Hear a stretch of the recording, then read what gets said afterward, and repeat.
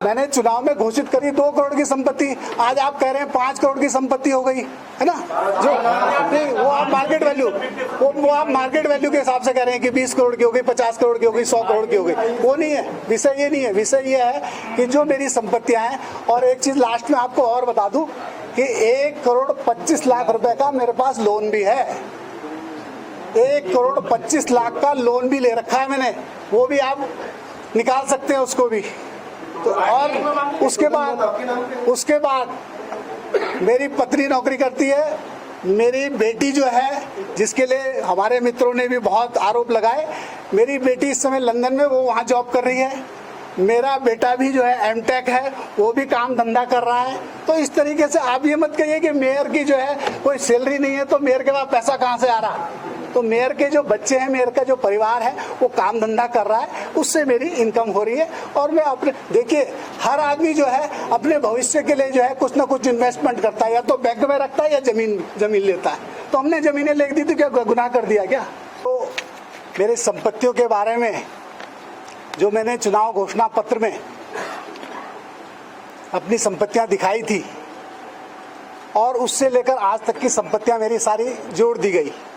लेकिन मैं थोड़ा सा आप लोगों को बताना चाहूँगा कि जो मेरा पुराना, जो मैंने 18 वर्ष की उम्र में अपना काम प्रारंभ किया, एक पान की दुकान से मेरा सफ़र शुरू हुआ, और पान की दुकान के साथ साथ मैंने चाउमीन की दुकान, और अगर कोई पुराने बंधु यहाँ पर हो तो चाउमीन की दुकान जो नटराज पे हमारा एक छोटा खोखा था, उसमें कूपन से हम सामान देते थे। बहुत अच्छा हमारा उस समय काम वहाँ पर था, और उसको काम के साथ साथ धीरे धीरे जो है हमने अन्य काम किए। हमने लकड़ी की खराद मशीन लगाई, हमने वीडियोग्राफी का काम किया, हमने फोटोग्राफी का काम किया, वीडियो लाइब्रेरी खोली। उसके बाद जो है हमने ठेकेदारी करी। उसके बाद हमने 2009 में कुछ प्रॉपर्टी का काम शुरू करा। उसके बाद हमने 2012 तक कुछ संपत्तियां ली, और संपत्ति लेने के बाद अब जो संपत्तियां जो मैंने चुनाव में दिखाई, वो 2-2.5 करोड़ के आसपास मैंने दिखाई थी। और उस संपत्ति की कीमत आप जो कह रहे हैं कि मार्केट वैल्यू जो आपने 5 करोड़ की दिखाई है, आज वो 20 करोड़ की हो गई। तो वो जो, अगर मैं उस संपत्तियां, उसमें मैंने कुछ संपत्तियां अधिकतर बेच दी हैं जो मैंने अपने चुनाव घोषणा पत्र में दिखाई हैं। अधिकतर संपत्तियां बेच चुका हूं, उसका कहीं जिक्र नहीं है। जो संपत्तियां बेची हैं, उन संपत्तियों को जो बेच के मैंने कुछ संपत्तियां और ले ली। जो जैसे शहर में मेरे कुछ प्लॉट थे, 2012 से पहले के जो मेरे प्लॉट थे, वो मैंने सेल आउट कर दिए। उसके बदले मैंने कुछ और संपत्ति ले ली। और अगर संपत्ति का रेट बढ़ रहा है तो सबका बढ़ रहा है, कोई मेरा ही नहीं बढ़ रहा है। और ये संपत्ति का रेट इसलिए बढ़ रहा है क्योंकि सरकार विकास कार्य कर रही है। सरकार विकास कार्य कर रही है, क्षेत्रों में विकास हो रहा है। जब क्षेत्रों में डेवलपमेंट होता है तो जो है जमीन से लेकर सब चीज़ के जो है रेट बढ़ते हैं। उस कड़ी में रेट बढ़े हैं, तो रेट बढ़े तो सबके बढ़े, मेरे नहीं बढ़े। जब मैंने अपना मकान बनाया था उस समय 1000 रुपये गज का मैंने डोभाल वाला में लिया था। आज डोभाल वाला में ही जो है लगभग 40,000 रुपये का रेट है।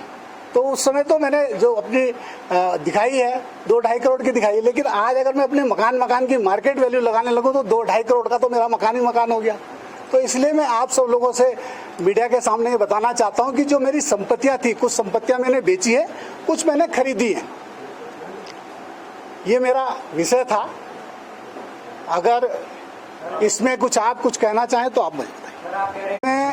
मैंने 2012 में एक बहन जी को एक आवेदन किया कि मेरे को भी एक छोटा सा दुकान बनाने के लिए एक ज़मीन किराए पे आप दे दें। तो एक साहनी के साथ जो है, जो पुराना अलॉटमेंट उन्होंने साहनी को कर रखा था, तो वो बहन जी ने उसको खाली कराने का नोटिस दिया था। नोटिस इसलिए दिया था क्योंकि उसने सबलेट कर दी थी। जो उसका पुराना ओरिजिनल किराएदार था उसने आगे किसी को दे दी, तो बहन जी ने उससे वो खाली कराने का वो कर। जब उसने खाली करी तो माननीय बहन जी ने मुझे वो किराए पे दे दी। और ये किराए पे सिर्फ एक मेरे को ही नहीं दी, पूरे शहर में जो है बहन जी की ज़मीनें सब किराए पे हैं, मकान है, दुकान है, सारी किराए पे हैं। ये मेयर बनने के बाद भी है या सर उससे पहले ही आप ये मैंने 2012 में एक एप्लीकेशन दे रखी थी उनको, 2012 से एप्लीकेशन में, जब वो जगह खाली हुई तो बहन जी ने मुझे अलॉट कर दी वो। एक जो बात आती है